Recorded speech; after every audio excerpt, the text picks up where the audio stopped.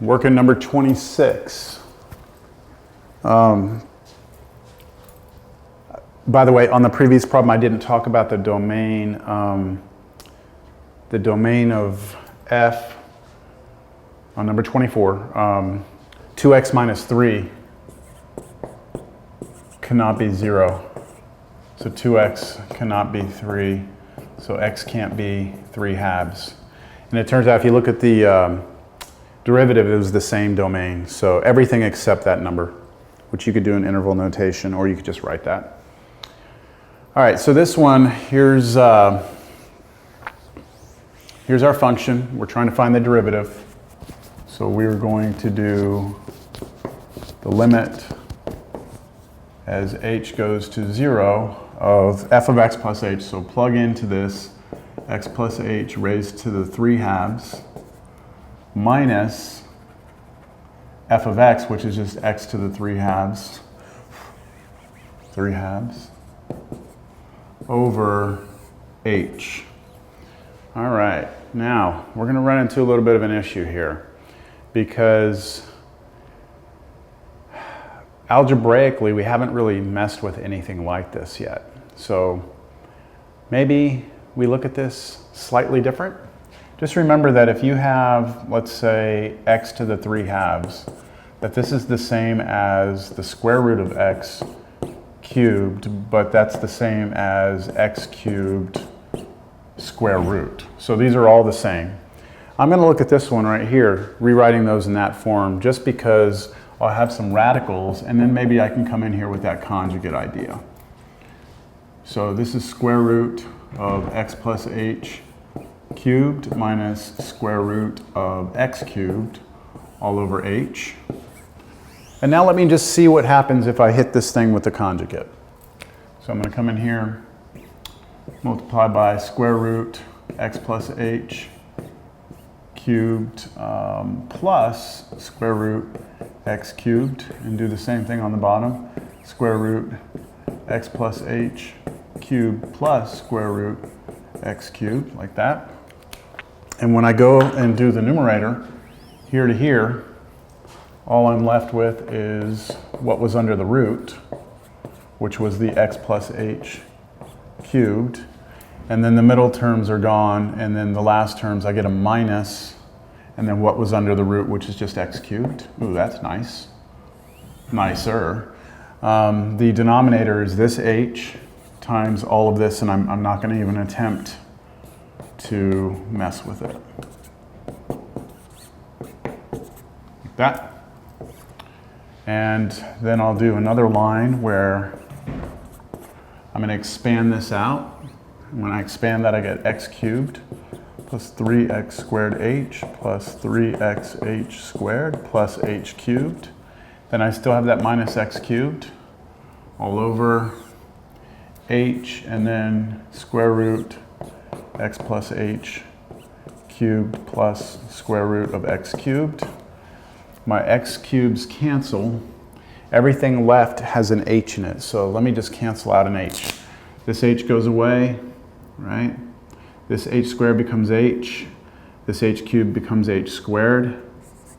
And then that h canceled out with the h that I pulled out of the top. And this is all I've got left, okay? So I'm going to erase these just so I can save myself having to write another line. I have this. That's where I am. Now I can let h go to 0. So that goes away, that goes away. I get 3x squared on top.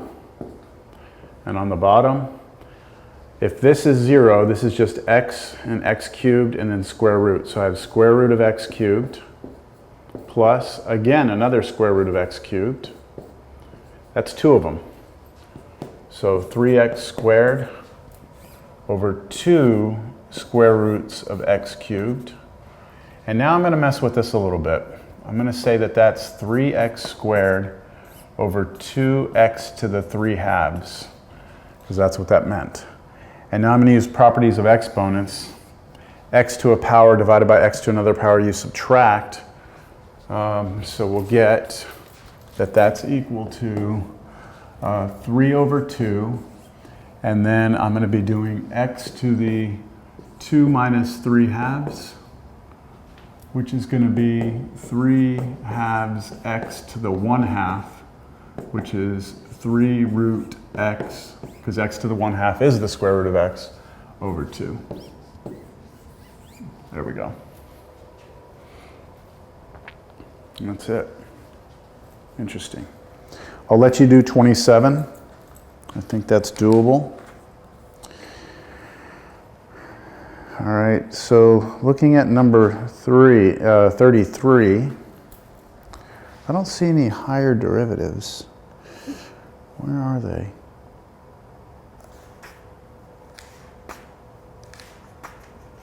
I also don't see any velocity problems. I'll have to do those in class. So 33 gives you a graph. And it looks like this. We've got here, here, solid dot, jumps up, and then you got something like this. Yeah. Something like that. It says here, the graph of f is given state with reasons, the numbers at which f is not differentiable. So right here, whatever x value this is, which it looks like 1, 2, 3, 4, -4,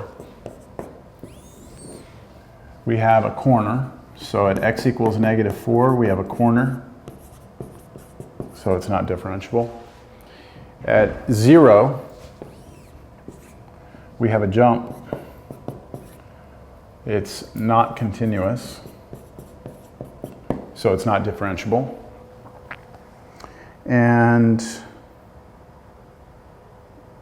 at, well, it looks like maybe, I don't know, it's tough to say. I'm not sure if they want you to do this, but at this point right here, it looks like we may have a vertical tangent line.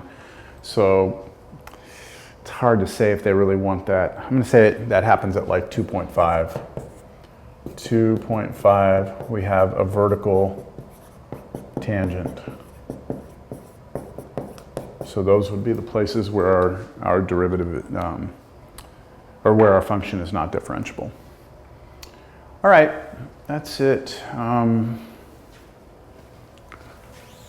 believe that should be enough to get you through this assignment. Like I said a minute ago, there's going to be some stuff I do in class in this section that will fill in some of the other gaps that I did not do in the homework set. So in other words, make sure when you review for a test that you're looking at both the lecture video and this homework video.